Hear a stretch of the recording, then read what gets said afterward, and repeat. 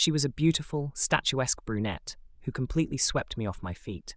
I courted her for a long time, doing everything I could to win her over. She was cold and distant, surrounded by admirers everywhere, so why the rush? This only fueled my determination even more. She would be mine, and that was that. And then came that blissful moment. She became my wife. But did I know that just 7 years later, I would find myself celebrating the fact that she was unfaithful to me? Family life began. My wife radiated charm everywhere we went, which was often. I wanted the world to see what an incredible woman I had landed, while she delighted in showcasing her latest dress, handbag, and hairstyle. It's true what they say, love is blind. I marveled at the way she spent hours slathering on creams, painting her nails, trying on stockings, and rushing to me with yet another newly acquired pair of shoes. I was working like a dog and felt incredibly happy to be able to give my beloved wife the chance to dress up, hit the town, and unwind. I puffed up with pride as men turned their heads to watch us walk by, greedily drinking in her beauty from head to toe. I beamed with joy when, at yet another party, her friends squealed over her new dress, and their husbands chimed in with comments like, "On a woman like that, even a sack would look stunning." At home, she was a decent hostess. The place was always clean, and there was food prepared, although I was a bit wary after my friend's comment. Beautiful women have no time for anything other than themselves. The truth, which I started to notice much later, was that the meals were quite monotonous. The decor was tidy but somehow dull, and the intimacy was the same. I put in the effort, and while she accepted it, her real joy came from new purchases and trips.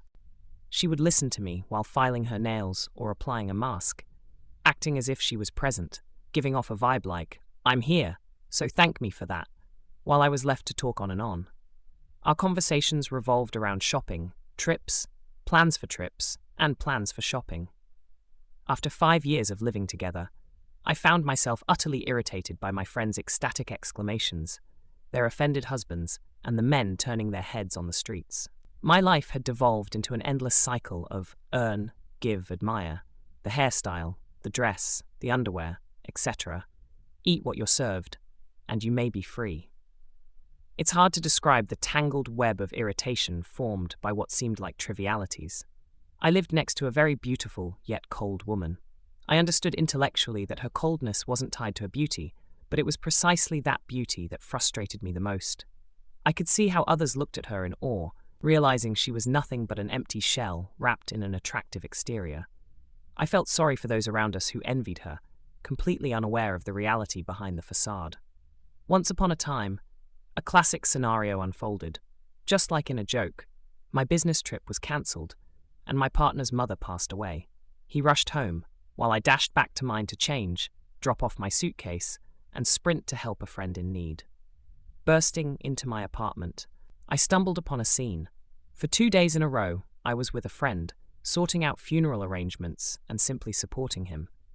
For those 2 days, neither she called me, nor I called her. Then I got home, and there she was, acting as if nothing happened. Apparently, she chose the tactic of pretending nothing was wrong, and was busy filing her nails. I pulled out her suitcase and silently started packing her things. There was hysteria, there were tears, there were pleas, and there were requests for forgiveness. While she was going through all this around me, I methodically stuffed everything I could find into the suitcase, as well as into all the bags that were at hand. I won't dwell on the courts or the unpleasant things. I'll just say one thing. I met a woman. An ordinary woman, someone whom nobody particularly notices or gasps in awe over. But I never thought a home could smell not only of perfume, but also of freshly baked pies.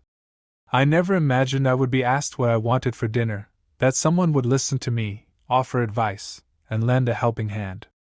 Instead of merely giving herself to me, she looks into my eyes with adoration, rather than waiting for my admiration in return. For everyone else, betrayal is a tragedy, but I cherish that day as one of the happiest in my life.